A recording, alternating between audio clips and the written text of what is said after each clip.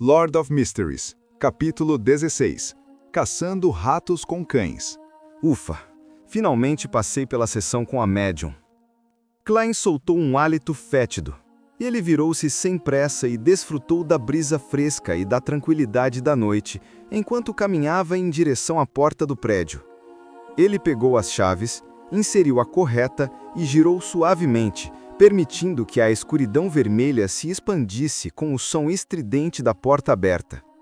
Andando na escada sem uma única pessoa à vista e absorvendo o ar frio, Klein teve uma sensação inexplicável e incrível. Parecia que ele tinha mais horas que outras pessoas. Isso levou-o a acelerar o ritmo. Em um estado de espírito semelhante, ele abriu a porta do quarto e, antes mesmo de entrar, viu uma silhueta sentada em silêncio em frente à mesa. Tinha cabelos pretos avermelhados, olhos castanhos brilhantes e um rosto delicado e bonito. Sem dúvidas, ela era Melissa Moretti. "Klein, onde você foi?"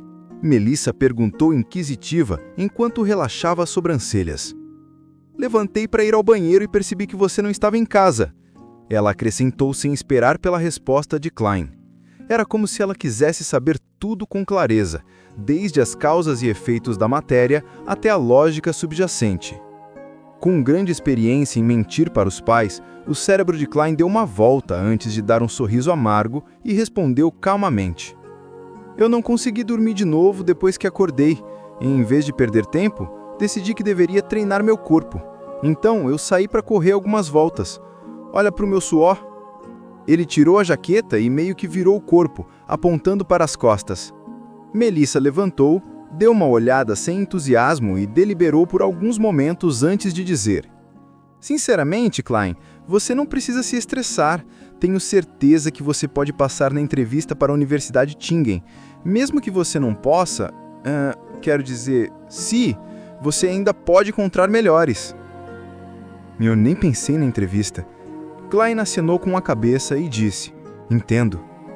Ele não mencionou a oferta que recebeu, porque não tinha ainda decidido se queria se juntar a eles ou não. Olhando intensamente para Klein, de repente Melissa virou-se e trotou para o interior da casa. Ela pegou um objeto que parecia uma tartaruga. Era composto por itens como guindastes, ferro enferrujado, molas de torção e molas comuns. Apertando a mola de torção, Melissa colocou o objeto em cima da mesa. KKK, dum dum dum.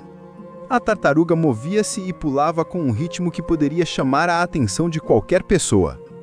"Sempre que me irrito, sinto-me muito melhor vendo essa tartaruga se mover. Eu tenho feito isso com muita frequência nos últimos tempos e é muito eficaz. Klein, tente!" convidou Melissa enquanto seus olhos brilhavam. Klein não recusou a boa vontade de sua irmã. Ele aproximou-se da tartaruga e esperou que ela parasse antes de rir. Ele então disse: "Simplicidade e regularidade podem ajudar a relaxar." Não esperando pela resposta de Melissa, Klein apontou para a tartaruga e perguntou casualmente: "Você mesma fez isso? Quando? Por que eu não estava ciente disso?" "Fiz uso de materiais indesejados da escola e coisas foram retiradas das ruas para fazer isso. Terminei há apenas 2 dias. Melissa respondeu em seu tom habitual com um sorriso. "Isso é impressionante." Klein deu um elogio sincero. Como um menino com poucas habilidades em montagem de máquinas, encontrou grandes dificuldades até em montar um carrinho de brinquedo de 4 rodas quando era criança. Com o queixo ligeiramente levantado e os olhos levemente dobrados, Melissa disse calmamente: "Não é tão impressionante." "Ser muito humilde é uma característica ruim." Klein sorriu um pouco e continuou: "Isso é uma tartaruga, certo?" No mesmo instante, a atmosfera na sala afundou, deixando para trás um ar de seriedade por um tempo. Então Melissa respondeu com uma voz que parecia enigmática como o véu carmesim: "É um fantoche." "Fantoche. O problema está nos materiais, eles são muito rudimentares." Klein tentou explicar dando um sorriso estranho. Depois disso, procurou mudar de assunto e disse: "Por que você iria ao banheiro no meio da noite? Não há banheiro aqui? Você não dorme sempre até o amanhecer?" Melissa ficou surpresa por um momento. Foi só depois de alguns segundos, antes que ela abrisse a boca, preparada para explicar, que um som intenso de digestão soou na região abdominal. Vou dormir um pouco mais. Bang! Ela agarrou sua tartaruga fantoche, trotou para o interior da casa e fechou a porta do quarto. O jantar da noite passada foi bom demais. Ela comeu muito e agora seu estômago está tendo problemas para digerir a comida. Klein balançou a cabeça enquanto sorria, caminhando sem pressa para a direção à mesa. Ele sentou-se sem fazer barulho, pensando em silêncio no convite de Dan Smith, enquanto a lua carmesim emergiu por trás das nuvens descomunais. Ser membro da equipe civil dos Falcões da Noite tem suas aparentes desvantagens. Sendo eu um transmigrante, o tolo, iniciador da misteriosa reunião e possuidor de múltiplos segredos, será arriscado estar sob o nariz da equipe especializada em lidar com questões relacionadas aos Beyonders. Se me juntar a Dan Smith e a sua equipe, com certeza tentarei me tornar um Beyonder. Eu poderei então encobrir os benefícios obtidos pela reunião. Mas tornar-se um membro formal implicaria em muitas restrições à minha liberdade, como o fato de que um funcionário civil deve relatar a sua saída de Tingen. Já não poderia ir aonde quiser ou fazer o que quiser, perderia muitas oportunidades. Os Falcões da Noite são uma organização rigorosa. Depois que uma missão é dada, só posso esperar pelos arranjos e aceitar ordens. Não há espaço para rejeição. Além disso, Beyonders podem correr o risco de perder o controle. Tendo todas as desvantagens listadas uma a uma, Klein passou a considerar as necessidades e vantagens. A julgar pela situação do ritual de aprimoramento de sorte, eu não sou um dos 80% das pessoas de sorte. No futuro, com certeza haverá algum evento bizarro acontecendo comigo, aumentando os perigos que eu enfrento. Somente me tornando um Beyonder ou me juntando aos Falcões da Noite, posso ter a capacidade de resistir. O desejo de me tornar um Beyonder também é devido ao fato que não posso depender apenas da reunião. A fórmula da poção não é um grande problema, mas onde posso encontrar os materiais correspondentes? Como devo obtê-los e uni-los? Sem esquecer a razão da prática diária, estou diante de sérios obstáculos. Não posso só consultar a justiça e o enforcado sobre todos os assuntos e trocar objetos apenas com eles. Isso não apenas prejudicaria a imagem do tolo e levantaria suspeitas, mas também gastaria tempo em questões triviais. Da mesma forma, sou incapaz de produzir qualquer coisa que possa despertar o interesse deles. Além disso, mais materiais têm grandes chances de deixar rastros da minha identidade real. Então, disputas online seriam transformadas em conflitos offline, provocando imensos problemas. Ao ingressar nos Falcões Noturnos, com certeza terei contato com o conhecimento comum do mundo dos mistérios e canais relevantes. Isso pode resultar em um círculo social correspondente e pode ser usado como alavanca. Só então posso iniciar a reunião e, por sua vez, obter os maiores benefícios da justiça e do enforcado. Na realidade, os ganhos podem ser realçados, permitindo-me obter mais recursos e formar um ciclo virtuoso. É claro que eu também poderia ir a uma organização que é suprimida pelas várias igrejas, como os alquimistas da psicologia mencionados por Dan, e me juntar a eles. Ainda assim, também perderei a minha liberdade e estarei em constante estado de medo e ansiedade. No entanto, mais importante, não tenho ideia de onde procurá-los. Mesmo se conseguir obter as informações correspondentes do enforcado, esse contato precipitado com eles pode pôr minha vida em risco. Tornar-se um funcionário civil deixa a oportunidade de um período de ajuste e posterior saída. O recluso inferior esconde-se na natureza, o superior na multidão. Talvez a identidade de Falcão Noturno possa ser uma cobertura melhor.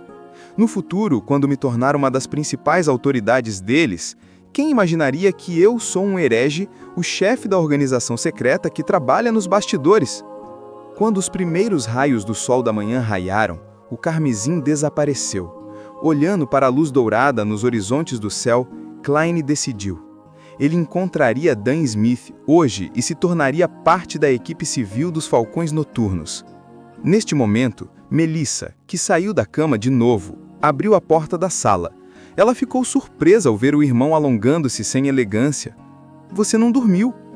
Estava pensando em algumas coisas. Klein sorriu, sentindo-se relaxado. Melissa pensou por um momento e disse: sempre que encontro problemas, eu listo os prós e os contras, um por um, e os comparo. Depois disso, sou capaz de obter uma dica do que devo fazer a seguir. Esse é um bom hábito. Eu também fiz isso. Klein sorriu e respondeu.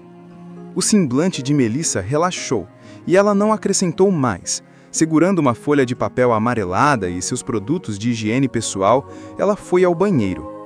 Sem pressa de sair depois de terminar o café da manhã e após a partida da irmã, Klein deu uma boa soneca. Com base no que sabia, quase todos os bares estavam fechados pela manhã.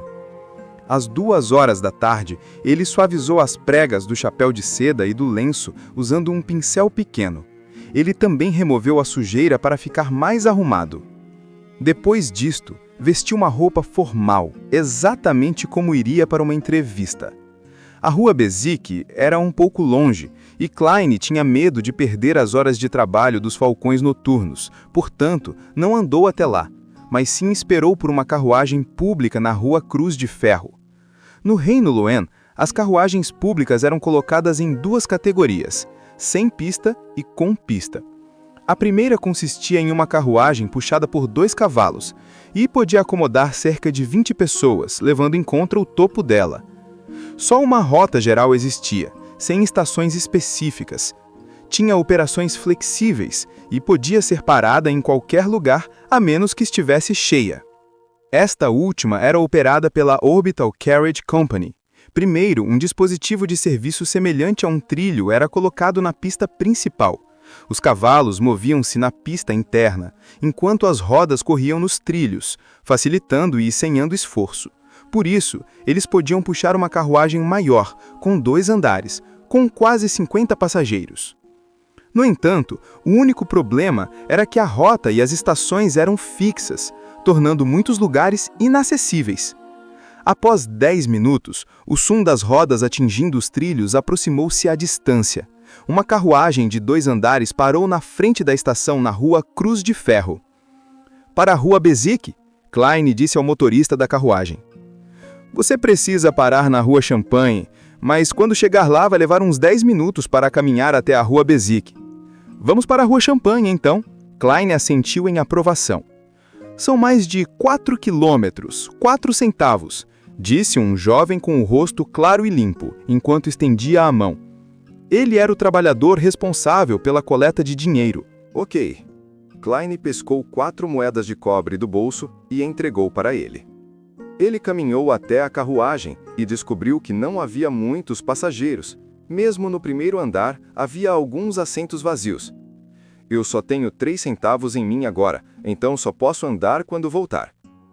Klein pressionou o chapéu e sentou-se com firmeza.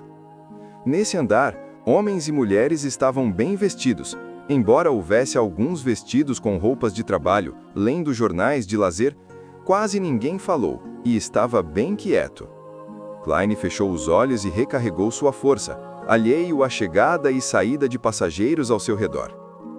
Estação após estação passou, até que ele enfim ouviu as palavras Rua Champagne. Depois de pousar na carruagem, ele pediu direções e logo chegou à Rua Bezique, onde viu o bar com o logotipo de cão amarelo acastanhado. Klein estendeu a mão direita e deu um empurrão forte. A porta pesada abriu aos poucos, inundando-o com uma onda de ruídos tumultuados e uma onda de calor impetuosa. Embora ainda fosse de tarde, já havia muitos clientes no bar. Alguns eram trabalhadores temporários, procurando oportunidades aqui, esperando para serem contratados. Outros estavam apenas ociosos, entorpecendo-se com o álcool. O bar estava pouco iluminado. No centro havia 2 grandes gaiolas de ferro, com 1/3 do fundo inserido profundamente no chão, sem lacunas. As pessoas seguravam copos de madeira com vinho e cercavam-nas, às vezes discutindo alto enquanto riam, às vezes xingando ruidosamente. Dando um olhar curioso, Klein encontrou 2 cães enjaulados por dentro. Um era preto e branco, semelhante ao husky encontrado na terra. O outro era todo preto, com pelo brilhante, fazendo com que parecesse saudável e feroz. Você quer apostar? Doug venceu 8 jogos em seguida, disse um homem baixo de boné marrom, quando se aproximou de Klein e apontou para o cachorro preto. Aposta? Surpreso a princípio, Klein logo recuperou os sentidos. Briga de cães? Quando estava na Universidade Coy, os estudantes aristocráticos e ricos sempre lhe perguntavam com desprezo e curiosidade se os trabalhadores grosseiros e desempregados violentos gostavam de participar de boxe e jogos de azar nos bares. Além de apostar em boxe e jogos de cartas, não incluía também atividades cruéis e sanguinárias como rinhas de galinha, briga de cães e outras? Senhor, somos pessoas civilizadas, não nos envolvemos em atividades tão deselegantes. O homem baixo sorriu. Dito isso, ele sussurrou. Além disso, foram introduzidas leis para proibir essas coisas no ano passado. Então, no que vocês estão apostando? Perguntou Klein com curiosidade. No melhor caçador. Assim que o homem baixo terminou sua frase, uma cacofonia retumbante soou. Ele virou a cabeça, acenou com as mãos animadas e disse: Você não pode fazer uma aposta para esta rodada, pois ela já começou. Espere a próxima. Ao ouvir isso, Klein se colocou na ponta dos pés, levantou a cabeça e olhou o mais longe que podia.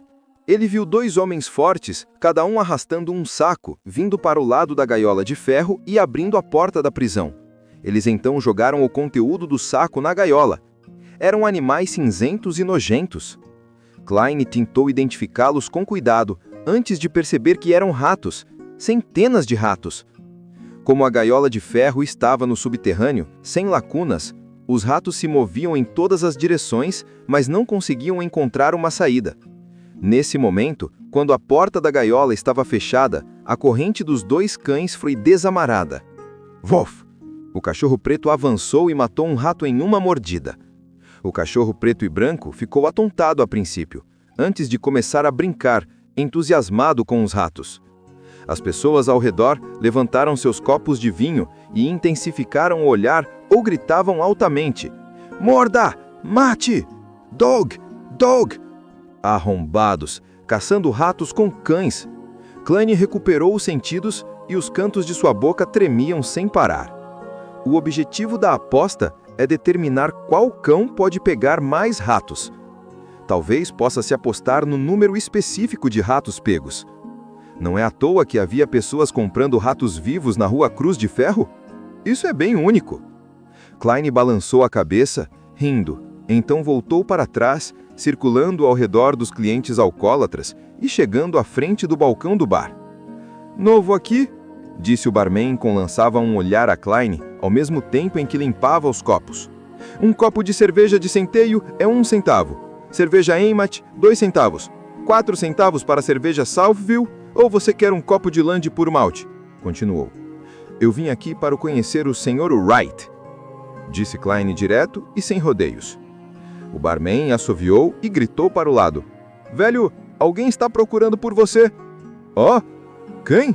Uma voz vaga soou e um velho intoxicado levantou-se de trás do barman. Ele esfregou os olhos, mudou o olhar para Klein e perguntou: Pirralhoto, você estava procurando por mim? Sr. Wright, eu gostaria de contratar um pequeno esquadrão de mercenários para uma missão. Respondeu Klein a conforme o que Dan o instruiu. Um pequeno esquadrão de mercenários? Você está vivendo uma história de aventura. Isso não existe há muito tempo. Interrompeu o barman e sorriu. Wright ficou em silêncio por alguns segundos antes de dizer: Quem disse que pode vir aqui? Dan Smith, respondeu Klein com toda a honestidade. No mesmo instante, Wright começou a rir e falou: Entendo. Na verdade, o pequeno esquadrão de mercenários ainda existe. É de outra forma, com um nome mais contemporâneo. Você pode encontrá-lo no 2º andar do número 36 da rua Zouteland. Obrigado. Klein agradeceu com sinceridade e virou-se para sair do bar. Antes de sair, os clientes alcoólatras que o cercavam, de repente ficaram calmos, enquanto murmuravam: Doug foi derrotado. Derrotado? Klein sorriu e balançou a cabeça. Então, saiu rápido e encontrou o caminho para a rua Zoteland depois de pedir direções nas proximidades. 30, 32, 34, aqui. Ele contou os números das casas e entrou na escadaria. Ao virar a esquina e subir sem pressa as escadas, ele viu a placa vertical com o nome atual do pequeno esquadrão de mercenários: Companhia de Segurança Pinho Preto.